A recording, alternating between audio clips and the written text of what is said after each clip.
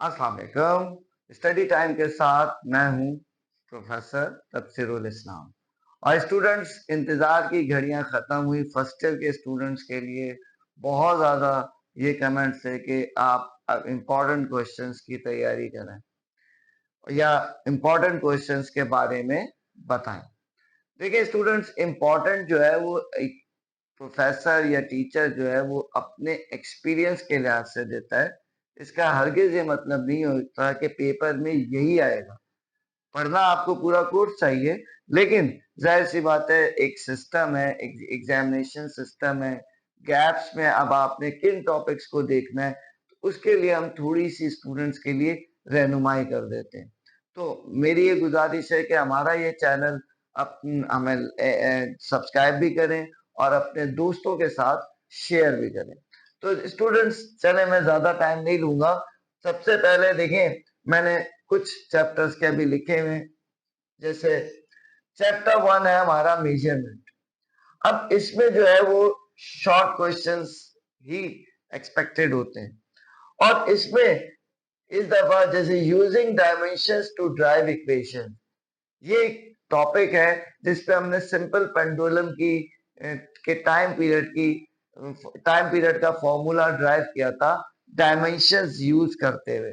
तो ये वाला जो है इस दफा शॉर्ट में आ सकता है, वरना इक्वेशंस तो आ ही सकती है इसके अलावा। ठीक। अब दूसरा, एरर्स, एक्यूरेसी एंड प्रिसीजन, इनके क्वेश्चंस भी आ सकते हैं और इनके कोई न्यूमेरिकल भी आ सकता है। ठीक। अच्छा, इसके बाद चैप्टर नंबर 2, काइनेमेटिक्स।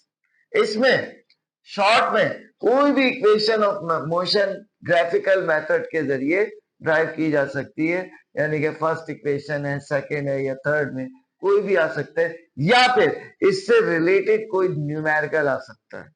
ठीक। ये भी हो सकता है कि इक्वेशन ऑफ मोशन नहीं आई तो उससे रिलेटेड कोई न्यूमेरिकल आ गया, जो होता है फिफ्थ सेकंड वाला या कोई और सा हेलीकॉप्टर वाला, वो न्यूमेरिकल इसमें आ सकते हैं।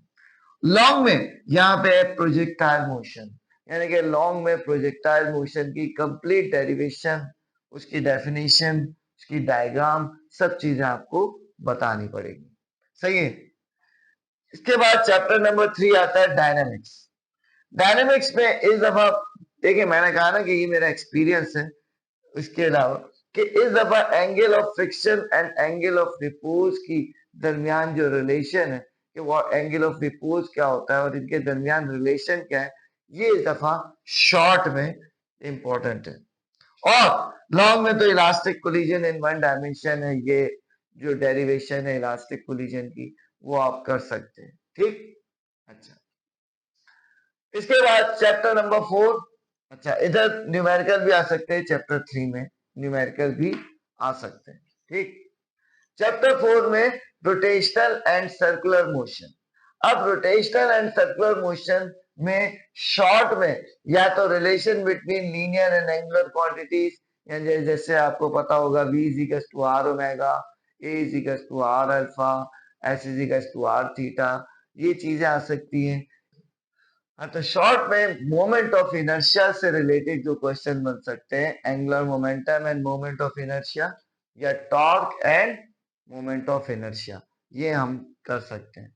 इसके अलावा सेंट्रिपिटल, लॉन्ग में सेंट्रिपिटल एक्सेलरेशन ऑर्बिटल वेलोसिटी के साथ आ सकता है, यानी कि centripetal acceleration, centripetal force, orbital velocity क्या है, ये इसके साथ आ सकता है। ठीक। सही है। अच्छा, चैप्टर नंबर 5 में वर्क एनर्जी एंड पावर। इसमें जो है वो शॉर्ट में वर्क एनर्जी थ्योरम है, जो बहुत ज्यादा इंपॉर्टेंट है इस दफा। और लॉन्ग में work done between two points is independent of path. और एक और डेरिवेशन है जो एब्सोल्यूट ग्रेविटेशनल पोटेंशियल एनर्जी वाली, वो भी आ सकती है, लेकिन बहरहाल उसके चांसेस थोड़े कम होते हैं। तो यहाँ पे ये वाली दोनों चीजें जरूर कर लिएगा स्टूडेंट्स। इसके बाद चैप्टर 6 में आ जाता है फ्लूइड स्टैटिक्स। फ्लूइड स्टैटिक्स में hydraulic lift and it's mechanical advantage, यानी कि ये एप्लीकेशन है पास्कल लॉ की। तो आपको पता है कि फिर हाइड्रोलिक लिफ्ट और इसकी मैकेनिकल एडवांटेज को मैं समझता हूं कि इस दफा ज्यादा आ सकता है। ठीक, और साथ में आर्किमिडीज प्रिंसिपल भी अगर पूछ ले तो वो भी आ सकता है अलग से। ठीक, चैप्टर 7 में फ्लूइड डायनेमिक्स।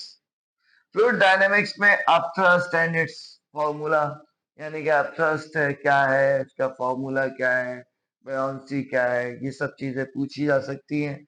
और लॉन्ग में इक्वेशन ऑफ कंटिन्यूटी जो है कुछ डेफिनेशंस के साथ आ सकता है। ठीक, तो ये जरा इस चैप्टर में इस पे जरा फोकस कीजिएगा। ये वो क्वेश्चन है जो शॉर्ट में भी आ सकता है और लॉन्ग में भी आ सकता है। ठीक, चैप्टर नंबर 8 की बात करें इलेक्ट्रिक फील्ड, तो इलेक्ट्रिक फील्ड में relation between electric field and electric potential, ये हमारा एक टॉपिक है जो आ सकता है। यानी कि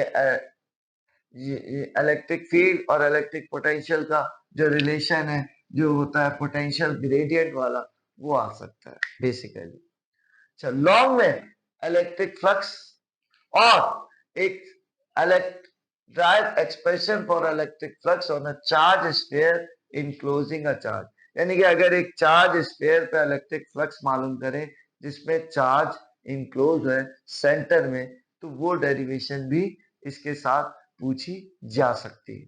ठीक, चैप्टर 9 कैपेसिटर।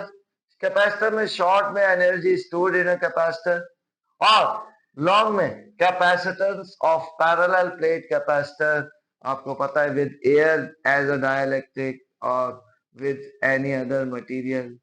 सही है, फिर ये दोनों जो है वो आ सकते हैं लॉन्ग में।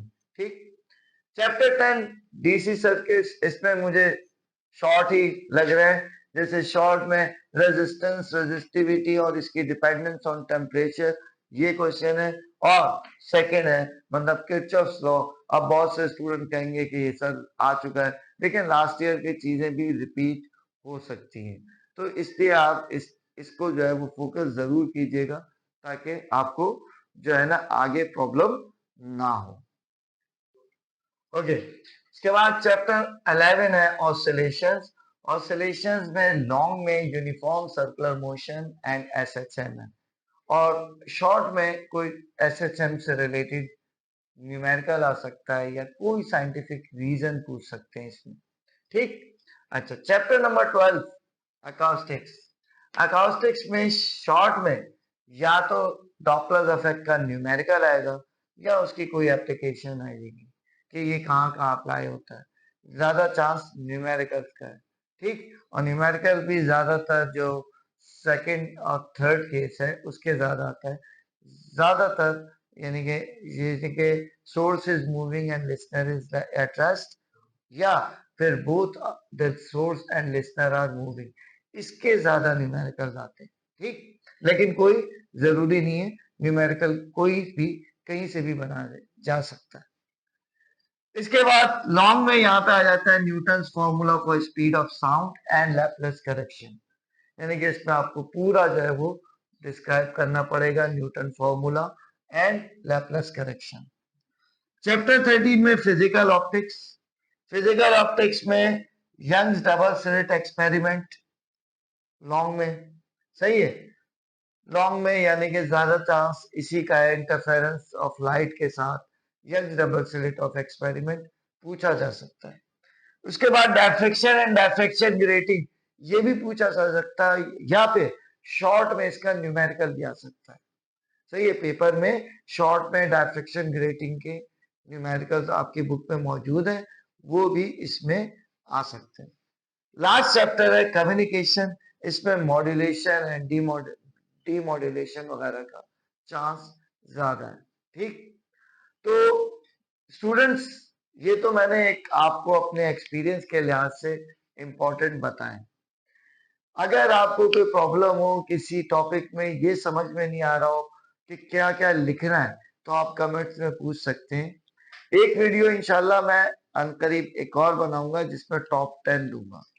ठीक, तो हमारे चैनल से जुड़े रहिएगा, जिसमें सिर्फ टॉप 10 टॉपिक्स होंगे, जो अगर एक दिन का गैप है तो स्टूडेंट कितने टॉपिक्स कर सकता है, तो वो टॉप 10 टॉपिक्स जो है वो उसका इंतजार जरूर करिएगा और इसके लिए हमारे चैनल से जुड़े रहें।